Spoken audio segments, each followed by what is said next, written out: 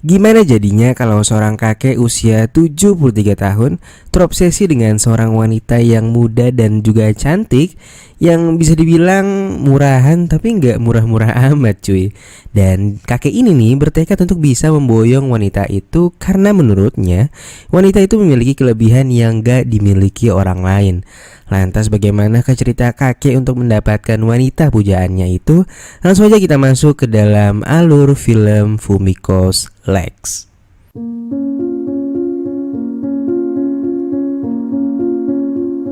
Film dibuka dengan menampilkan sebuah berita di televisi yang memberitakan kabar duka dari seorang kakek berusia 73 tahun di sebuah rumah pribadi yang ada di kota Yokohama.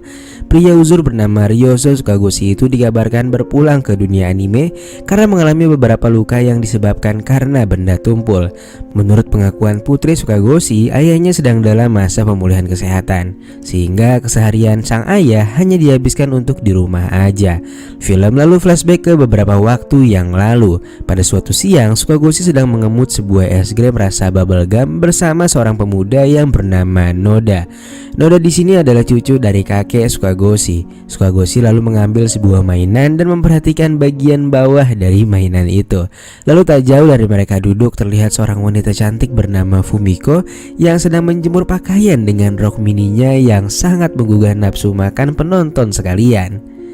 Lanjut, setelah selesai menjemur pakaian, kakek Sukagoshi memanggil Fumiko dan memintanya untuk lebih dekat lagi dengannya.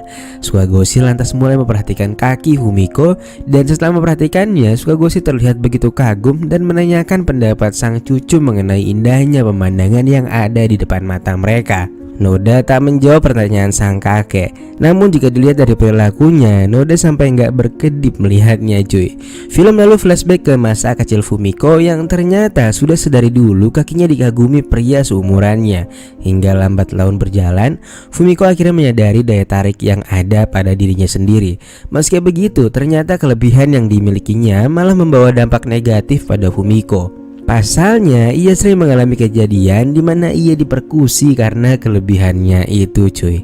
Selepas tamat SMA, Fumiko yang membutuhkan pekerjaan mulai terbesit di pikirannya untuk menjadikan kelebihan yang ada pada dirinya untuk menarik minat para pria hidung pelangi, maksudnya hidung belang, yang terpesona dengan Fumiko.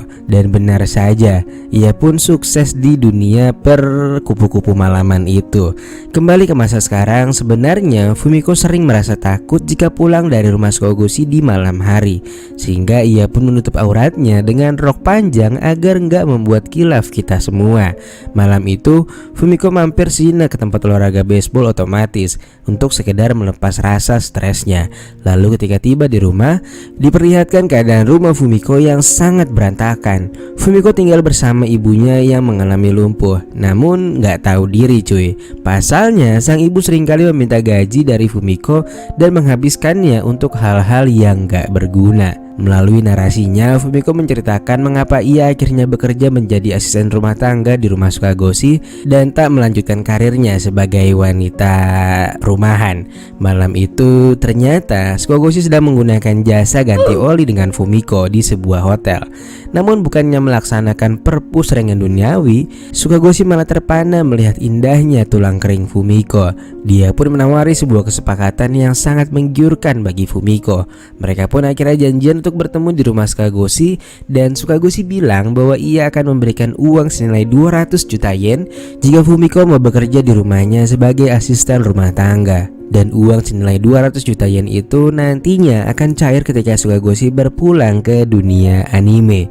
Karena tertarik dengan tawaran Sukagoshi yang nilainya kalau di rupiah itu sekitar 22 miliar rupiah, Fumiko pun akhirnya sepakat untuk menerima investasi dari kakek yang udah sangat uzur itu cuy. Suatu hari, Noda yang sedang main ke rumah Sukagoshi melihat kakeknya yang tengah melakukan eksperimen aneh dengan Fumiko. Dia menabur semut pada kaki Fumiko yang sebelumnya sudah sudah diolesi gula cair. Sukagoshi pun melihat sebuah bentuk yang sangat aerodinamis saat itu, dan sebuah ide pun tercipta dari Sukagoshi agar cucunya yang kebetulan merupakan pengrajin action figure itu membuatkan kaki palsu yang ukurannya harus semirip mungkin dengan Fumiko. Di hari itu juga Noda yang saat itu akan mulai bekerja mengatakan kepada Fumiko bahwa sebenarnya dia nggak mau ngelakuin hal ini, tapi karena mungkin ini adalah permintaan terakhir sang kakek yang bentaran lagi bakalan is dead, ia pun akhirnya mau menuruti permintaan sang kakek. Ketika Noda mulai mengukur Fumiko, Fumiko mengatakan bahwa ia sedikit iri pada Noda yang bisa bekerja sesuai dengan kegemarannya. Namun di sini Noda yang lagi fokus mencetak malah sinis menjawab dan meminta Fumiko untuk tidak banyak cincong. Singkat cerita, setelah beberapa hari bekerja, akhirnya kelar juga nih pekerjaan BM yang diminta oleh kakeknya. Dan dari jauh Sukagoshi mengatakan bahwa ini nggak semirip aslinya. Dia benar-benar nggak puas dengan cara kerja Noda. Dengan penuh emosi, Sukagoshi mengatakan bahwa replika yang dibuat oleh Noda tak membuatnya merasakan sakne seperti melihat yang aslinya. Dan akhirnya, mau gak mau Noda pun kembali mengulang pekerjaannya dari awal agar bisa sesuai dengan keinginan sang kakek. Suatu malam saat Fumiko baru pulang dari rumah Sukagoshi, sang ibu meminta putrinya itu untuk melaksanakan push rank dengan seorang pemuda yang katanya akan membayar dengan harga tinggi.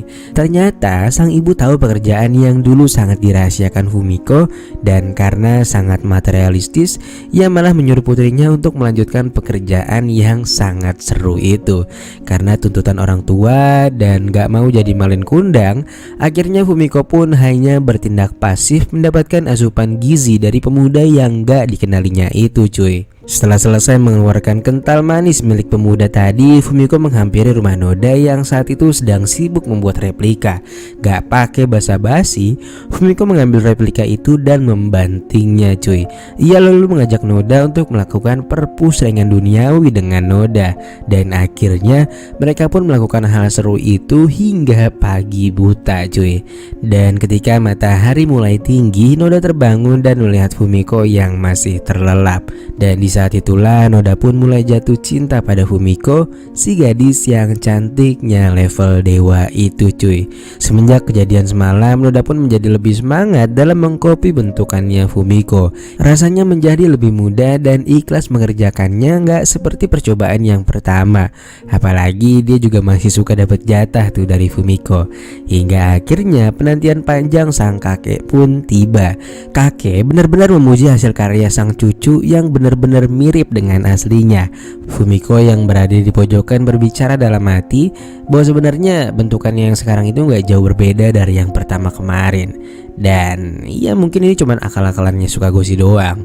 Nah di sini cuy, sialnya semenjak keberhasilan Noda membuat replika itu, kakek Sukagoshi menjadi sedikit aneh. Kini ia lebih sering berdiam diri di hadapan replika ciptaan cucunya itu.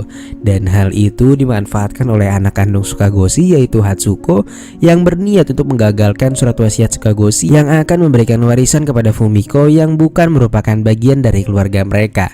Dia bahkan rela membayar seorang pengacara untuk meluruskan permasalahan keluarga mereka. Di sisi lain, Fumiko yang terus menyimpan marah pada ibunya yang selalu mengambil keuntungan dari pria hidung pelangi itu malah berdampak pada Fumiko yang akhir-akhir ini selalu menjadikan Noda sebagai samsak tinju. Namun anehnya Noda sama sekali nggak marah pada Fumiko, dan bahkan ia menyukai apa yang dilakukan oleh Fumiko. Dan dari sini menggambarkan perjuangan seorang pria untuk tetap bisa dicintai oleh wanitanya, dan dia rela melakukan berbagai cara. Hingga akhirnya beberapa minggu selalu diperlakukan sebagai samsak tinju oleh Fumiko, kejiwaan Noda mulai terganggu dan ia sampai turun ke jalan untuk meminta agar orang-orang yang lewat di sana bisa meninjunya. Hari-hari berikutnya rasa kecintaan kakek dan cucu ini pada Fumiko semakin tak bisa terbendung. Fumiko yang gak bisa melawan Sukagoshi hanya bisa menahan diri sampai warisan yang akan jatuh ke tangannya itu tiba di depan matanya. Singkat cerita, beberapa bulan sudah berlalu. Fumiko mulai merasa geram karena Sukagoshi tak kunjung berpulang ke dunia anime. Saat itu Fumiko mendengar percakapan bahwa sebenarnya Sukagoshi gak akan memberikan warisan itu kepada Fumiko, dan dia hanya mengerjai Fumiko agar terus bisa memandanginya. Dan Fumiko yang lama-lama udah habis kesabaran mendengarnya pun akhirnya mengambil sebuah tindakan dengan kakinya itu, cuy.